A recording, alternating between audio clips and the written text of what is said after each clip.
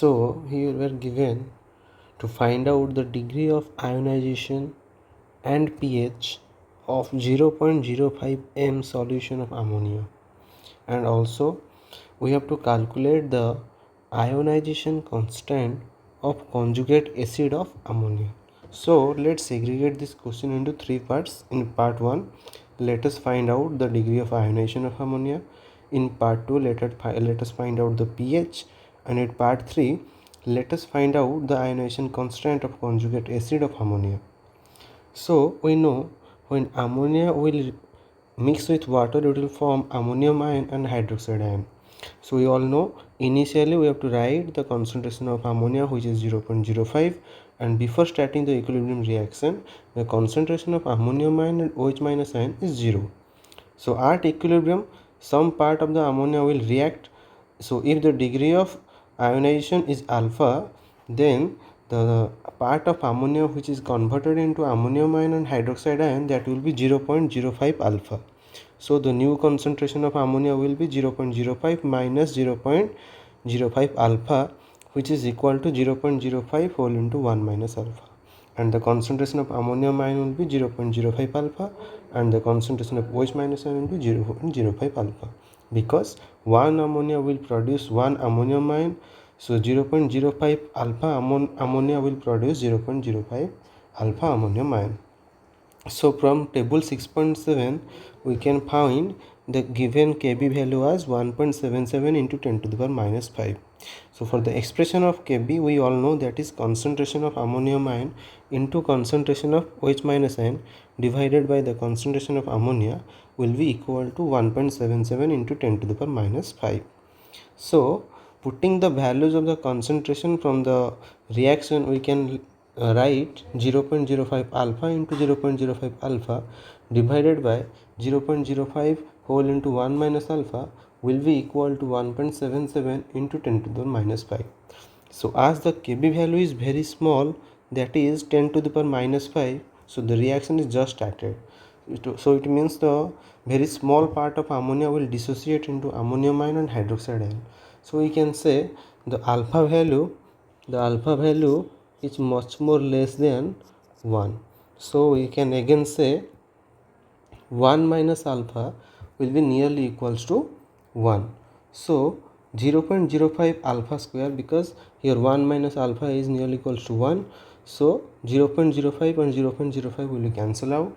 So 0.05 alpha square is equal to 1.77 into 10 to the minus 5. So again alpha square is equal to 1.77 into 10 to the minus 5 divided by 0.05. So here we have to calculate. So here the 0.05 is equal to 5 into 10 to the minus 2, which will be multiplied with 10 to the minus 5 to come as 10 to the minus 3. Again you divide 1.77 with 5, you will get 0.345, which will be equal to 345 into 10 to the minus 6. So here we have to calculate the value of alpha. So we have to take the square root. So how will you find the square root of 354? It will be easy if we use our math instinct. We know the square of 18 is 324 and the square of 19 is 361. So this 354 value is more near to the square of 19. So let us take the square of 18.8. So if we multiply 18.8 into 18.8, it will come as 353.44, which is very near to the value of 354. So we can say this 354 is the square of 18.8. So 354 square root will be 18.8, and the square root of 10 to the power minus 6 will be 10 to the power minus 3. So we can write here the alpha is 1.88 into 10 to the power minus 2. So if you have asked the percentage of ionization, we must multiply this value with 100, which will be equal to 1.88. So let's come to the part 2. In part 2 we have asked to find out the pH. So if we have to find out the value of pH, first we have to find the value of OH minus ion, because here we have provided with the OH minus ion. So the concentration of OH minus ion we have written, that is 0.05 alpha. So the OH minus concentration is 0.05 alpha. Putting the value of alpha, that is 1.88 into 10 to the minus 2. So before doing this calculation, if we can convert this value into fractional value, it will be easier, and it is very easy. we know 0.88, that will be equal to 88 by 100. If you cancel out this value, this will be 22 divided by 25. So here we have 1.88, that means 1 plus 22 divided by 25, which will be equal to 47 divided by 25. So now the calculation will be very easy. Now you divide this one, this will be 5, and 47 divided by 5 will become as 9.4. So the concentration of OH minus 1 will be 9.4 into 10 to the power minus 4 m. So now you can also find out the value of POH, and we know the POH is equal to minus logarithm of concentration of OH minus ion. Again, putting the values of concentration of OH minus ion, 9.4 into 10 to the power minus 4, and having the log expression, that is log A into B is equal to log A plus log B. So this will be often as log 9.4 plus log 10 to the minus 4, and we have a minus multiply with this expression. So this will become minus log 9.4 minus log 10 to the power minus 4.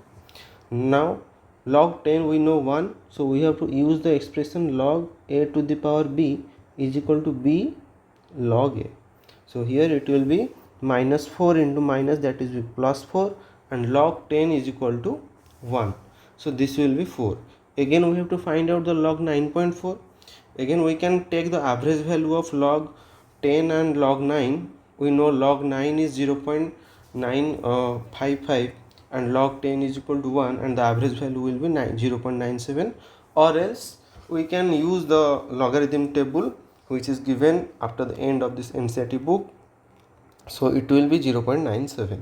So minus 0.97 and plus 4 will be 3.03, which is the POH. But we have asked to find out the pH, and we know pH plus POH is equal to pKw, and the value of pKw at 298 Kelvin is equal to 14.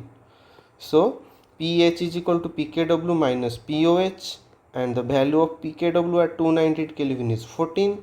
So pH is equal to 14 minus 3.03, which will become as 10.97. Now let us come to the part 3.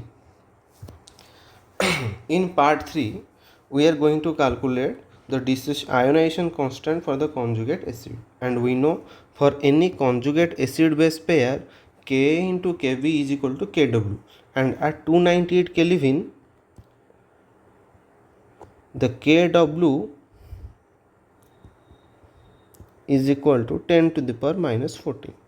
So Ka is equal to Kw divided by Kb, and we know 10 to the power minus 14 is the value of Kw divided by 1.77 into 10 to the power minus 5.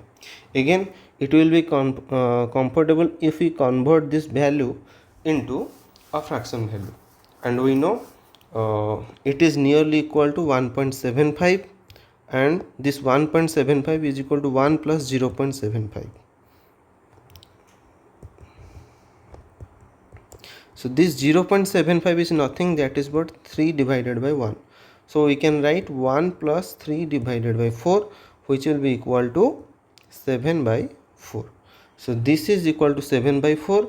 Again it will become as 4 by 7, because 1 divided by 7 divided by 4, it will become as 4 divided by 7.